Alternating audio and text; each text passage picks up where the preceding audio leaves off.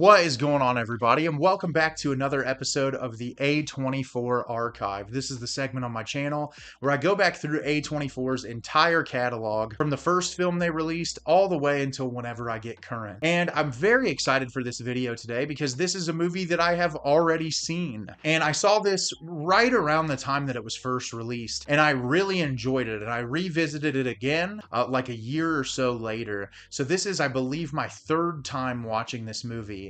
And I feel like every time I revisit it, I grow to love it even more. This is from director Paul Schrader, who I've seen a few of his films now and have really enjoyed everything that I've watched from him. And this movie stars Ethan Hawke, who I absolutely love as an actor, and I'm really excited to talk about this movie with you today. And the film I'm going to be discussing is First Reformed. First Reformed is directed by Paul Schrader. A pastor of a small church in upstate New York starts to spiral out of control after a soul-shaking encounter with an unstable environmental activist and his pregnant wife. So, as I said, I've seen this movie before. This is my third time watching it, and this really cemented for me that this movie is a masterpiece. I absolutely loved this film. I like it way more than the first time I watched it, and I feel like every time I've watched this movie, I've gotten something new out of it. And this time in particular, it just really kind of emotionally impacted me in a way that was even more intense than the first two times that I watched it.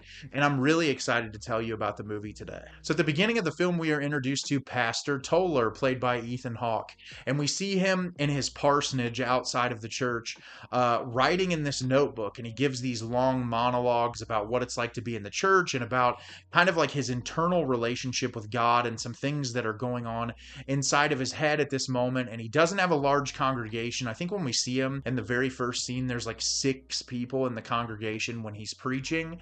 And so he's just living his day-to-day life. And one day after the service, he is approached by Mary, played by Amanda Seyfried, who says, "I'm really starting to worry about my husband, where I just found out that I'm pregnant and he's dealing with some things mentally, and I'd really like for you to come over and talk to him in your free time." And so he agrees to do so. And he goes over there to the house and starts talking to her husband and finds out that he is this environmental activist who spends a lot of time online seeing kind of how big businesses and corporations are destroying the environment, and it's taking a toll on him. And he says, "What kind of person would I be if I brought a human being into the world right now? This place is consistently falling apart. It's going to just consistently get worse and worse and worse over the years." And Ethan Hawke's character kind of reassures him as to like, yeah, obviously the world is not a perfect place. There's things that we can change, but like if we don't bring new minds into this world and if we don't have some form of hope, then what's life even worth living? And so he seems to talk him down a little bit. Well, as the film progresses, things with the environmental activists get a little bit crazier, to the point where Ethan Hawke's character becomes incredibly invested in the situation. And we're introduced to some other characters. We're introduced to a pastor of the mega church that kind of owns the smaller church, played by Cedric the Entertainer, which that church is sponsored by this big corporation that's involved in a lot of issues with the environment. And so we're seeing Ethan Hawke's character start to struggle with these things internally. And the entirety of the film is us watching his character go through this shift, similarly to the state that we see that husband in early on, and then his relationship with Amanda Seyfried's character as the movie progresses. So as I said, I think this movie is nothing short of a masterpiece. This is one of the best films in A24's catalog. I'm completely blown away by it. For starters, the performances in this are phenomenal. This might be one of my favorite performances from Ethan Hawke. My other favorite performance from him is in the Before trilogy. I think he's just an exceptional actor that no matter what he's in, he's just incredible. And in this movie, he delivers these monologues that are just so thoughtful and engaging, and that you can't stop watching.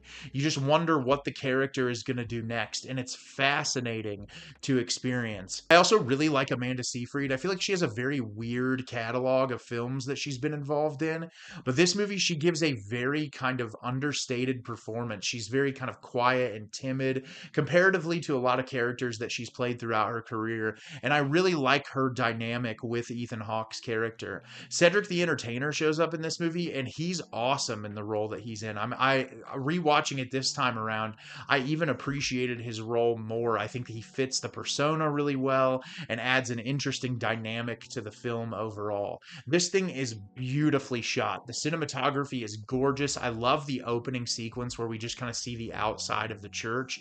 And I feel like the cinematography complements the tone really well. The color temperature, the intentionality in where the camera is placed. There's a lot of intense close-ups in this movie when characters are going through really dramatic states and they're dealing with really intense emotions. And I think having those close-up sequences contrasted with a lot of wide shots showcasing like the church and the different areas surrounding the church, it creates for a very immersive environment. And it is shot in a boxier aspect ratio, which makes it interesting when they choose to shoot wide. I thought that it was really cool. Paul Schrader is an incredibly talented director, and he's been working in the industry for a long time, so it's no real surprise that it's so beautiful to look at. The score to this movie is also really fantastic. I love how eerie it is in moments and how like very quiet and reserved it is in others. I feel like it complements the scenes very well, and it's not like a heavy overblown score. It's utilized perfectly, and all of the sound design throughout the film creates an environment that's just really easy to immerse yourself into. And my favorite part about this film is the number of ideas that it explores.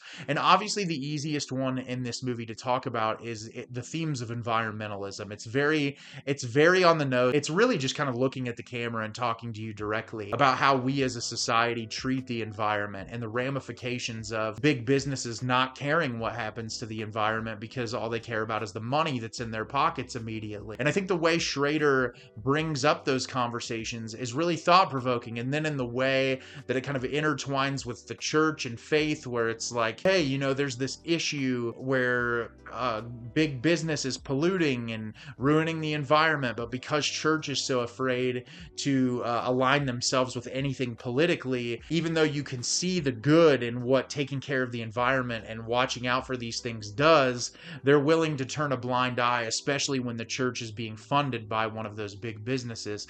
And so that's a big part of the film that's really easy to uncover and to digest. But for me personally, and if you've been following me for a while, or if this is the first time you've ever watched my channel, I was raised in an incredibly conservative Christian household. My dad was a minister. It was a huge part of my life growing up. I'm about the furthest person away from faith that you could ever imagine. I don't practice religion anymore. It's not a part of my life.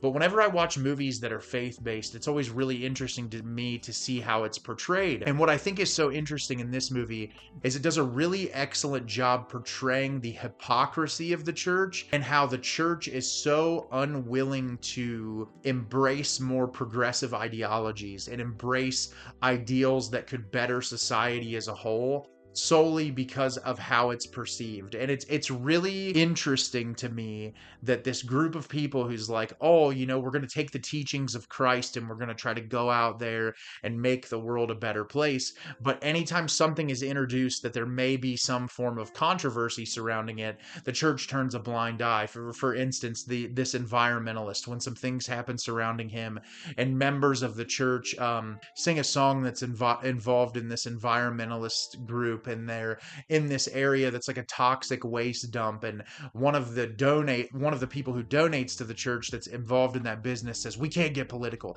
we can't talk political, otherwise it's going to give us a horrible look in the community. And it just reminded me of growing up and watching like my dad and the way he interacted with people, and how you can't get involved in politics and you can't say those things, even though now I feel like it's much different. Churches seem to be a lot more vocal supporting certain political candidates than they have been in the past. But I think it's fascinating, that level of hypocrisy that exists in the Christian church and the amount of people who are unwilling to adapt or change to make the world a better place, because there are so many ideas. It's funny to even call them progressive ideologies when you look at like doing things for the environment that are better for the world, that could, you know, make this place more sustainable for longer periods of time, or look at things like protections for people of color or queer people, or things that make life better for every single person on this planet, and how the church never wants to get involved with any of it because they're afraid of the ramifications from the public eye. And I think Schrader, despite having environmentalism at the center focus in this movie, he puts a lot of things in that really kind of criticize the church in a way that's really intellectual. There's one scene in particular that I don't feel like gets talked about enough, where Cedric the Entertainer is kind of like talking to the camera about anxiety, and like says something like Jesus never knew what anxiety was. And it makes me laugh because,